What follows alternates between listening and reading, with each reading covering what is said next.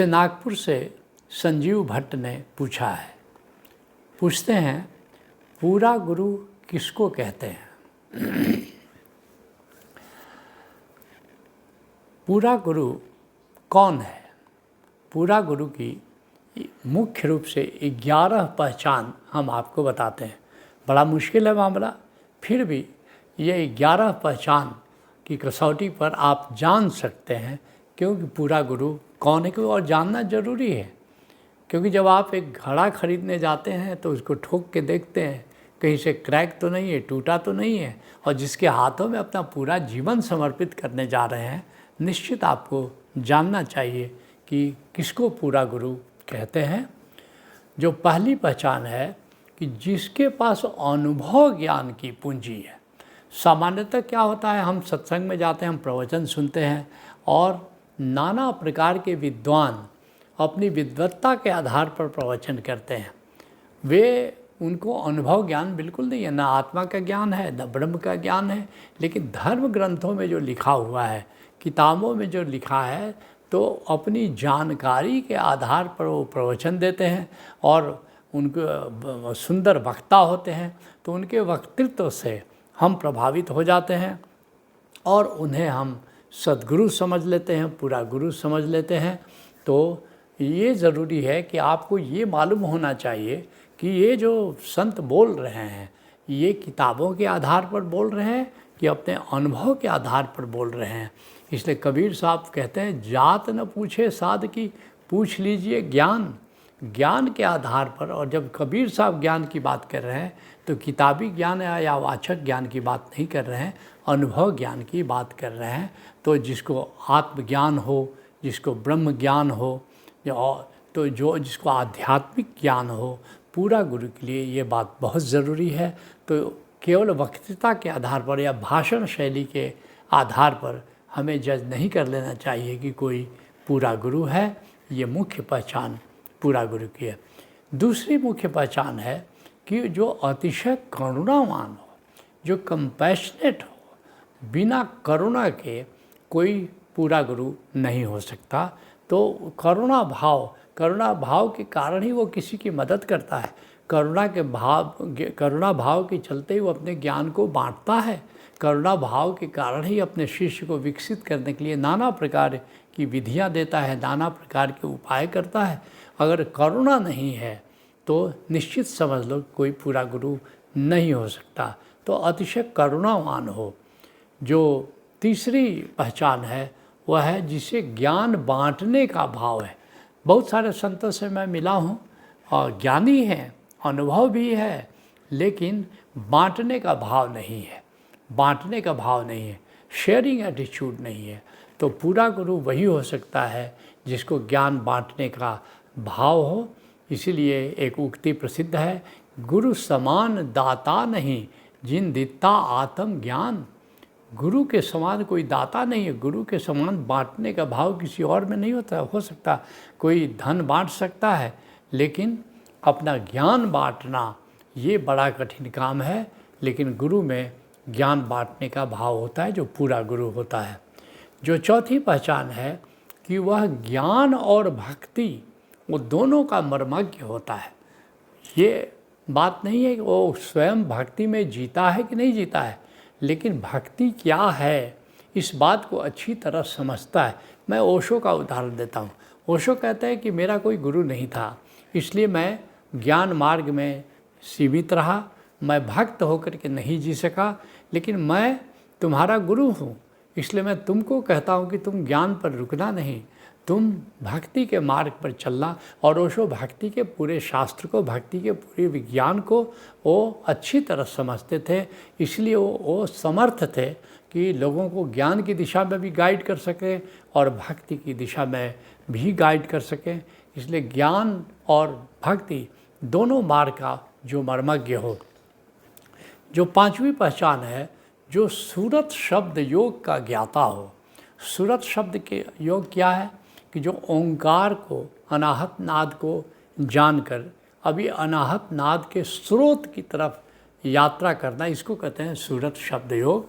तो अनाहत नाद का स्रोत क्या है? आत्मा है। अनाहत नाद का स्रोत क्या है? परमात्मा है। तो सूरत शब्द योग को जाने बिना कोई पूरा गुरु नहीं हो सकता है। इस बात को हमको ख्याल रखना है कि जिसके पास हम गए हैं क्या उसको अनाहत नाद का ज्ञान है।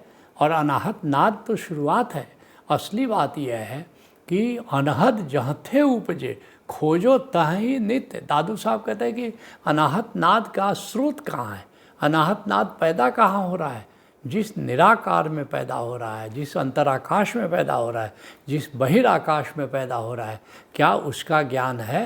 तो सूरत शब्द योग का जानकार होना चाहिए। जो छठी पहचान है कि जिसको गीता मत, संत मत, गुरु मत, ये सब एक ही चीज़ का अलग अलग नाम है। गीता में जो दृष्टि दी गई है उसको गीता मत कहते हैं। उस तरह संतों की पूरी परंपरा ने जो दृष्टि दी है, गोरखनाथ से लेके कबीर साहब, दादू साहब, पलटू साहब, दरिया साहब, जगजीवन साहब, इसका नाम संत मत है। और वही जो गीता मत है वही संत मत है। सारे संतों का जो मत है, ऐसी गुरु मत है, गुरु नानक देव जी से लेके गुरु गोविंद सिंह जी तक 10 गुरु साहिबानों ने जो दृष्टि दी है उसको गुरुमत कहते हैं। उसी तरह सूफ़ी मत, सूफियों की एक लंबी परंपरा है और वह भी संत मत का ही पर्याय है।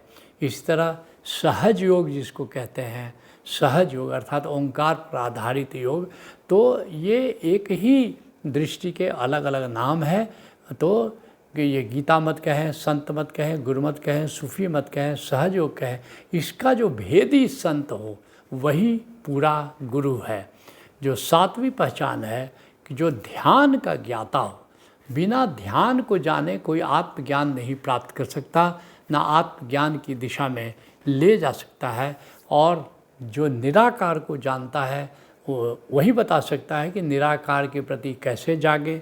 निराकार के प्रति जागना ही ध्यान है। मैं समकालीन बहुत से संतों को देखता हूँ जो गुरु की भूमिका में हैं, लेकिन उनको न तो निराकार का पता है न ध्यान का पता है। तो लेकिन बड़े अच्छे वक्ता हैं, बहुत लोकप्रिय वक्ता हैं, लोकप्रिय संत की तरह वो प्रतिष्ठित हैं, विश्वव्यापी उनकी ख्याति है, लेकिन न तो उन्हें ध्यान का पता है न उन्हें निराकार का पता है। पूरा गुरु के लिए ज़रूरी है कि वो ध्यान का मर्मज्ञ हो।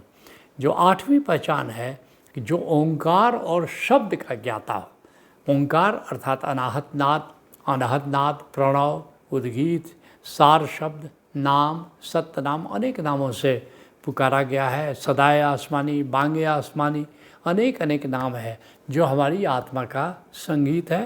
तो ओंकार को जानता है और शब्द को जानता है। शब्द क्या है? निराकार प्लस नाद प्लस नूर, ये तीनों को मिला करके जो अंतराकाश में नाद की गूंज हो रही है और नूर जगमगा रहा है, तीनों के संगम के नाम को हम शब्द कहते हैं। क्योंकि वास्तव में पूरा गुरु हमें शब्द साधना कराता है। बार बार कबीर साहब करें, साधो शब्द साधना कीजिए। एक ही साधना करने के लिए संत हमें प्रेरित करते हैं, वो है शब्द की साधना। तो शब्द का जानकार हो, शब्द का भेदी हो, शब्द का भेदी हुए बिना कोई पूरा गुरु नहीं हो सकता है। जो 9वीं पहचान है, जो आत्मा का ज्ञाता हो। आत्मा की बातें बहुत हैं, आत्मा का उल्लेख जगह जगह धर्म ग्रंथों में होता है, लेकिन जान करके आश्चर्य करोगे कि आत्मा का ज्ञाता ये बड़ा दुर्लभ होता है। तो जो आत्मज्ञानी हो, जिसको हम एनलाइटेंड कहते हैं, बिना कोई एनलाइटेंड हुए कोई पूरा गुरु नहीं हो सकता। तो आत्मा का ज्ञाता हो। जो 10वीं पहचान है कि जो परमात्मा का ज्ञाता हो, जो ब्रह्म का ज्ञाता हो, जो ब्रह्म ज्ञान हो जिसके पास, जो ब्रह्म का जिसने अनुभव किया हो, वही पूरा गुरु हो सकता है। और 11वीं पहचान है कि जो भक्ति में जीता है, सुमिरन में जीता है, सदा सुमिरन में जीता है, चाहे वो आत्म सुमिरन में जीता है, चाहे वो हरि सुमिरन में जीता है, चाहे दोनों में जीता है, लेकिन सुमिरन में जीना ज़रूरी है। और जब मैं सुमिरन कहता हूँ तो मैं दोनों सुमिरन की बात कर रहा हूँ। कुछ संत हुए जो आत्म सुमिरन में जीते हैं, कुछ संत हुए जो हरि सुमिरन में जीते हैं, और ओशो कहते हैं साक्षी सुमिरन।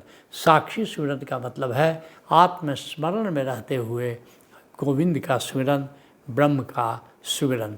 तो ये 11 मुख्य पहचान है जिसके आधार पर तुम जान सकते हो कि कौन पूरा गुरु है।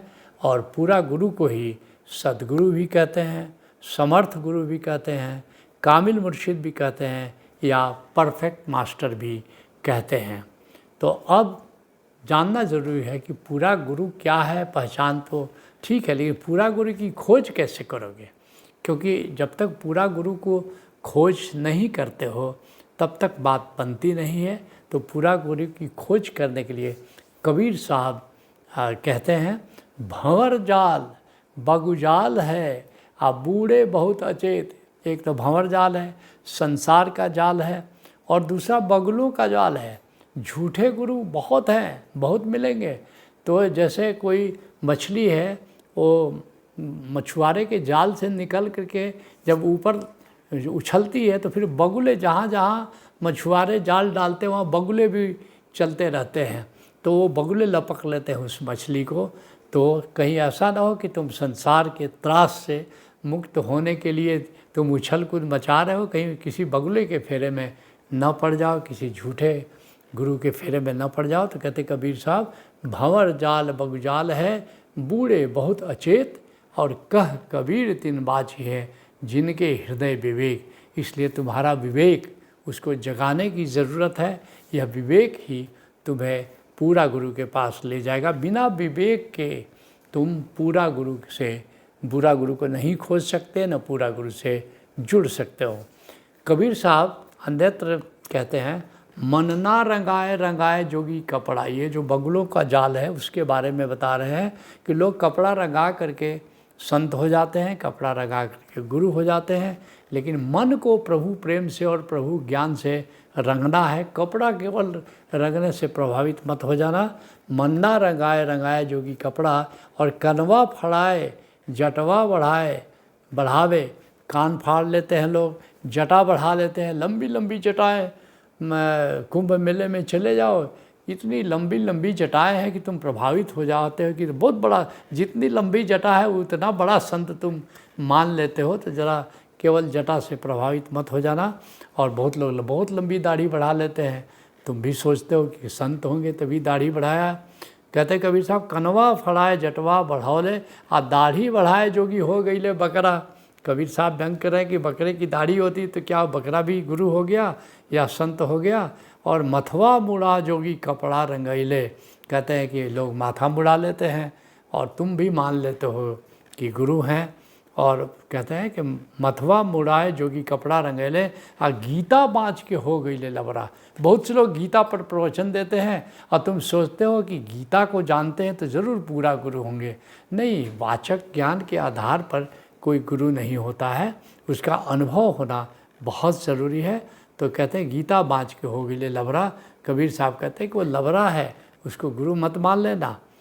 इस बात को पूरा गुरु की खोज के संबंध में इसलिए बिहार के दरिया साहब हमें सावधान करते हैं। कहते हैं, यह कलि गुरु बड़े परपंची।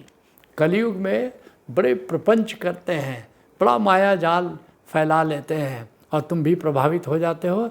और डार ठगौरी मारी, जैसे कोई छली बनिया डंडी मारता है ऐसे ही वो ठगी करते हैं। और अवघट घाट चिन्हे नहीं मूर्ख, कैसे खे उतारी। कौन पूरा गुरु है बता रहे हैं, अवघट घाट। जैसे कोई गुरु तो नाविक की तरह होता है, मल्लाह होता है।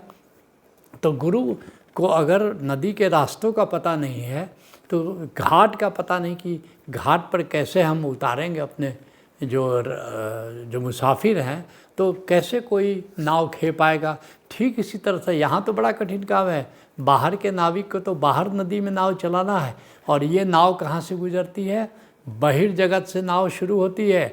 अंतर जगत, उसको अवघट घाट कहते हैं। अंतर जगत को, जहाँ विचारों का और भावों का जगत है, उसको अवघट घाट कहते हैं। तो कहते हैं अवघट घाट चिन्हे नहीं मूर्ख।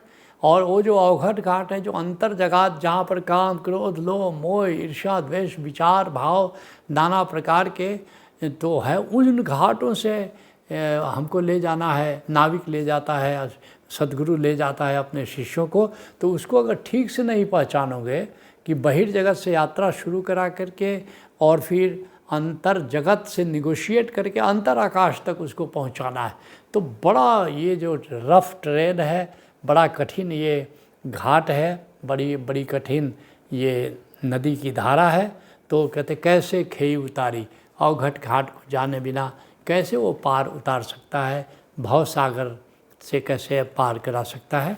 तो इस आधार पर तुम पूरा गुरु की खोज करोगे तो निश्चय ही तुम्हारी खोज में प्रभु सहायक होता है। पूरा गुरु स्वयं जिसके पास तुम जाना चाहते हो वो स्वयं तुम्हें आमंत्रित करता है, स्वयं बुलाता है, स्वयं अपने भाव प्रेषित करता है। जो भी पूरा गुरु की खोज में है अंततः वहाँ वे पहुँच जाते हैं, मगर ये सब सावधानियाँ बहुत ज़रूरी है।